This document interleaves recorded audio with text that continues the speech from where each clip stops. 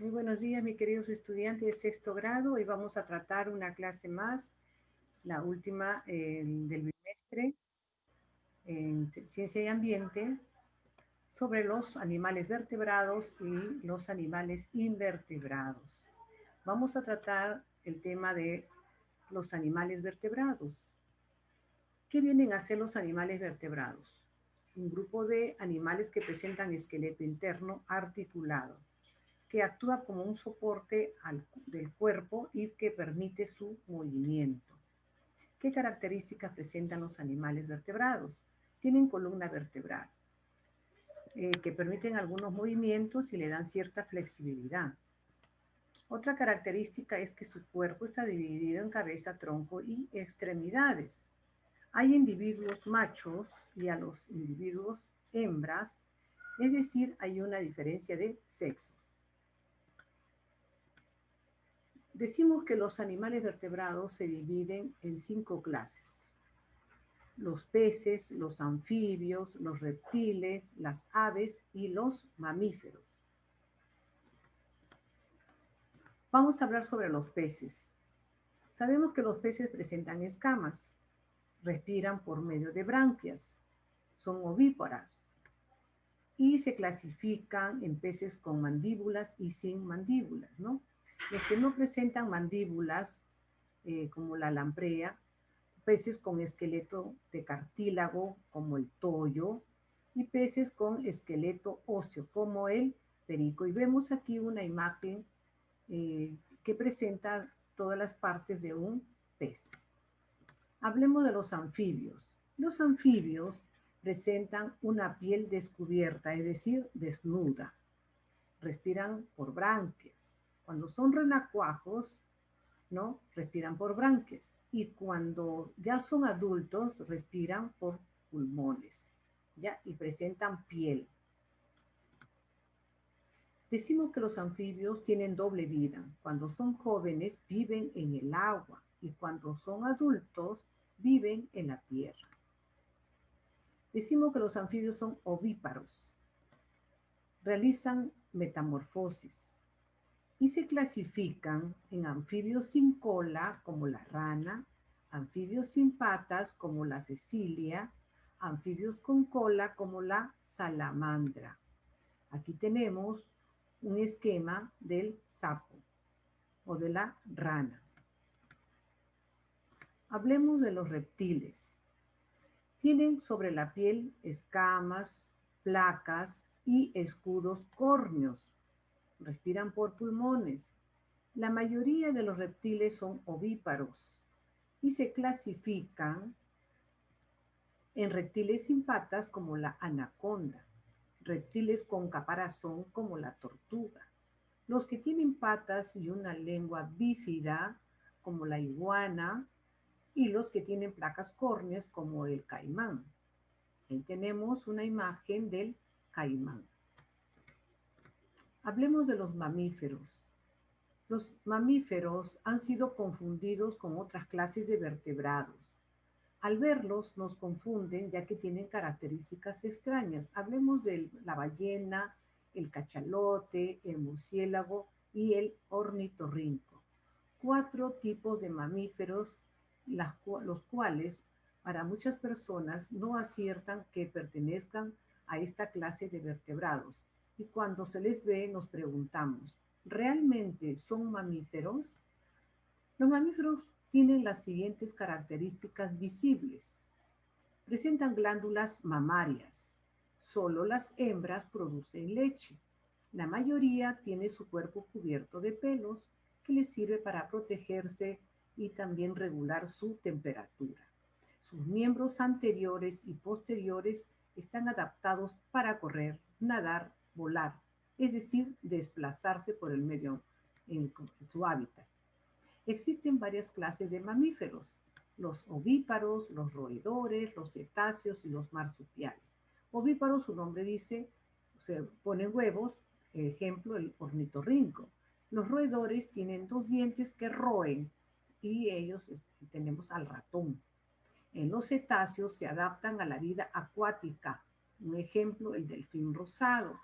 Los marsupiales tienen una marsupia o bolsa y conocemos a la zarigüeña. El canguro, que más comúnmente lo conocemos, y ahí tenemos una imagen de un gato, ¿no? Que es un mamífero. Hablemos de las aves. A través del tiempo, las aves han desempeñado un papel muy importante en diversas versiones de la literatura, llámese leyendas o ritos. Muchas culturas han utilizado las plumas de estos animales para adornar las casas y otros lo han utilizado para vestimenta.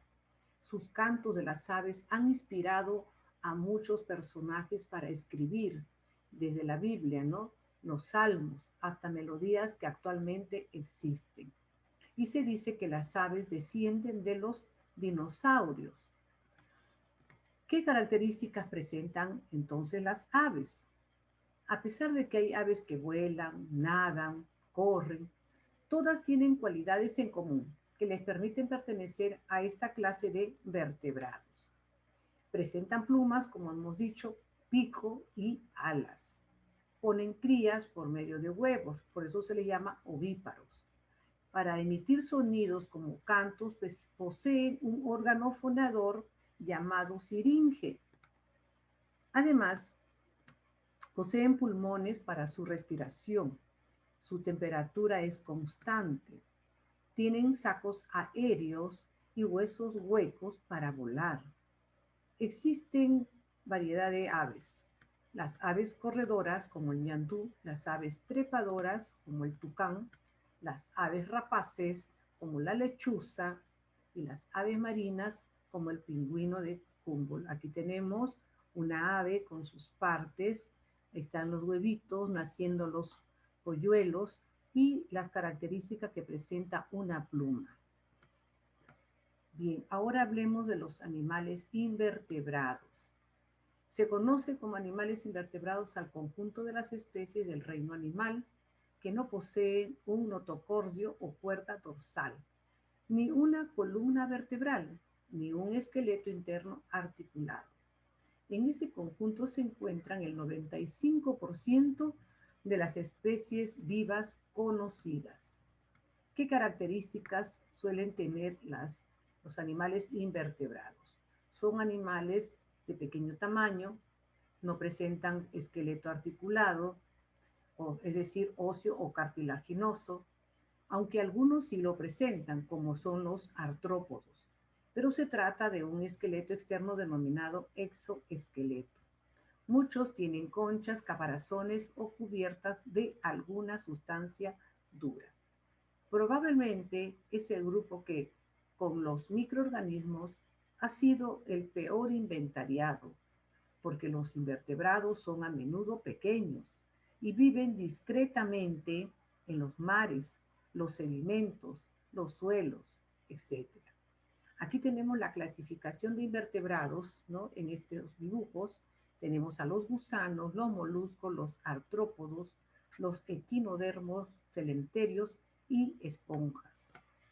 Vamos a hablar en este esquema los animales invertebrados que tienen protección corporal. Los que presentan cubierta dura llamamos artrópodos. Los que presentan concha, los moluscos. Y los que presentan espinas o placas, los equinodermos. Los artrópodos, entre ellos tenemos a los insectos que presentan 3 pares de patas y antenas, los arácnidos que presentan 4 pares de patas y no presentan antenas, los miriápodos que presentan muchos pares de patas y los crustáceos de 5 a 10 pares de patas y 4 antenas. Ahí tenemos en la imagen los artrópodos, ¿no? Miriápodos, los sin pies, miren, arácnidos, las arañas. Los crustáceos, el cangrejo, y los insectos, entre ellos más conocidos las mariposas. Luego tenemos los moluscos cefalópodos, que no tienen concha externa, los bivalvos, que son acuáticos y presentan concha de 2 piezas, los gasterópodos, que tienen concha dorsal. Y ahí tenemos a los gasterópodos o univalvos, ¿no? El caracol, los bivalvos, ¿no? Y los cefalópodos. Tenemos un tercer tipo, que son los equinodermos, que viven en el mar. Su cuerpo presenta simetría radial. Tenemos la estrella de mar y el erizo. Ahí tenemos la imagen de la estrella de mar, el erizo de mar y los pepinos de mar. Muy bien. Ahora vamos a hablar de los que no presentan protección corporal, a los gusanos, los poríferos y celenterios. Entre los gusanos tenemos los anélidos, nemátodos y los platelmintos. Ahí tenemos las imágenes de los anélidos, los nematelmintos y los platelmintos. Son gusanos de cuerpo cilíndrico, transparente y sin anillos. Muchos son parásitos. Estos los ubicamos en los intestinos hasta del ser humano, ¿no? Las tenias, conocidas comúnmente. Ahora hablemos de los poríferos, conocidos como esponjas que viven en el mar.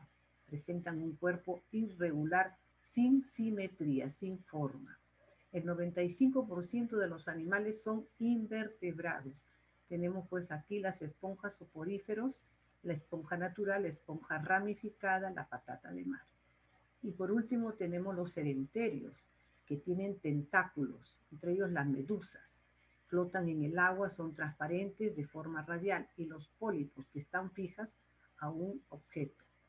Tenemos los celenterios, ¿no? Aquí en estas imágenes, las medusas, los anémonas y los corales. Bien, hemos concluido la información del tema. Es un poquito amplia, pero yo creo que es una información importante para el aprendizaje de ustedes. Lo importante es que en las actividades que dejamos, sepan ustedes ordenar sus ideas a través de la lectura de esta información y respondan a estas actividades propuestas. Muy bien, chicos, gracias, es todo y nos estamos viendo la próxima semana. Y bien, les comunico entonces y hacerles recordar lo siguiente. Tengan en cuenta esto. Esta es la última clase. El próximo lunes viene la práctica en quizzes de todos los temas que hemos desarrollado en CTA semana tras semana. Y el examen bimestral es el último lunes, que es el día 2 de noviembre. Bien, chicos, suerte y a trabajar.